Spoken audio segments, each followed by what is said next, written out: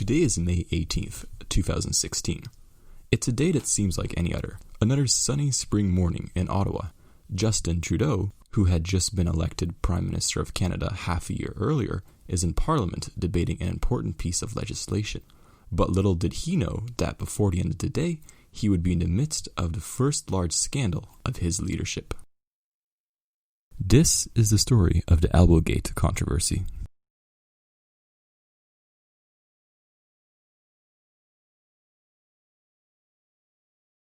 On May 18th, the members of Parliament were preparing to vote on Bill C-14. Bill C-14 was itself a very controversial bill. If passed, it would decriminalize euthanasia. Trudeau had promised to pave the way for legal euthanasia, and Bill C-14 was critical for that. However, there was a real possibility this bill would not pass today, so tensions were high. These tensions flared up during the day. For instance, here Trudeau goes to usher some MPs back to their seats so the debate can continue. Look at him being all imposing. Wait, did you see that? Did you see that? Roll back the video.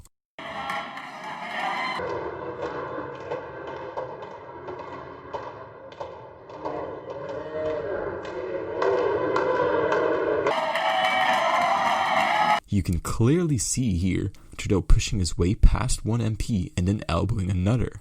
Scandalous behavior.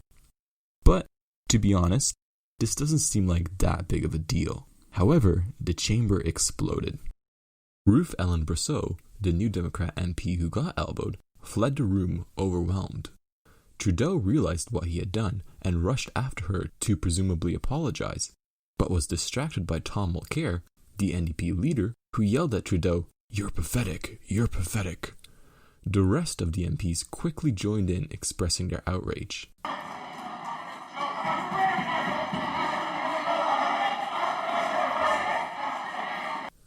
Once the quorum was finally achieved, Trudeau issued his first apology, stating, "If anyone feels that they were impacted by my actions, I completely apologize.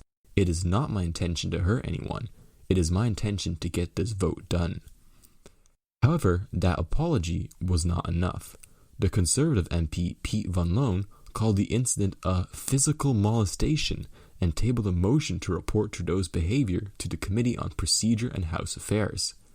The next day, the House of Commons spent 5 hours discussing Trudeau's physical molestation.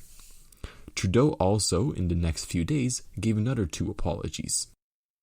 But even worse was the press coverage. Elbowgate dominated headlines across Canada for the entire week. You couldn't avoid it. But was Elbowgate really that serious? Well, the press and MPs couldn't stop talking about it.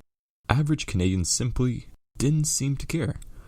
Public opinion surveys on Elbowgate conducted by Abacus Data saw only minor decreases in Trudeau's favorability.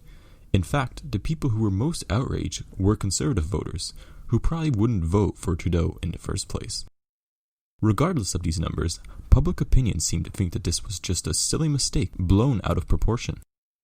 Very few actually paid close attention to this incident, and the controversy played no significant role during the 2019 campaign cycle.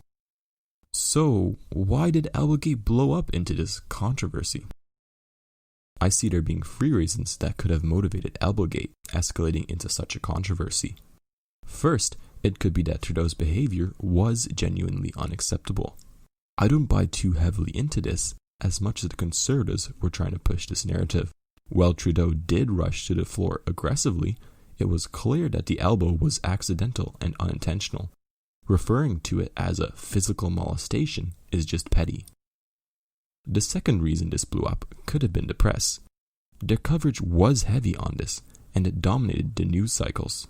Coupled with the catchy name and perhaps not much else going on that week, media could bear some responsibility for throwing a minor altercation into the national spotlight. Yet again, I do not completely buy this either, largely because the members of Parliament played a big role in having such a vibrant reaction to the elbow, followed by a 5-hour session discussing this behavior. In some regards, the news coverage seems relatively in tune with the coverage that this event was getting in Parliament. Finally, the third reason this became such a news story I want to propose is the agendas of the members of Parliament themselves. Bill C-14 and assisted dying is not a fun topic to discuss, especially not when it drags out as long as it did that day. People were on edge. One slip-up by Trudeau gave everyone an opportunity to momentarily ignore the debate on the floor and jump into something much more exciting. The Conservatives and the NDP saw this as a great opportunity to undermine Trudeau's carefully cultivated image as a progressive and empathetic leader, and Trudeau's eagerness to apologize just helped these opposition parties fuel this fire.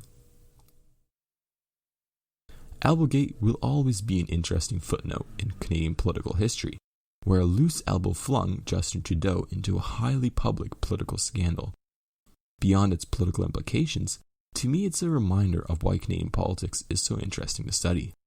A myriad of competing parties and antagonistic leaders, coupled with a diverse set of interests, is always bound to ground out some fun, pointless controversies.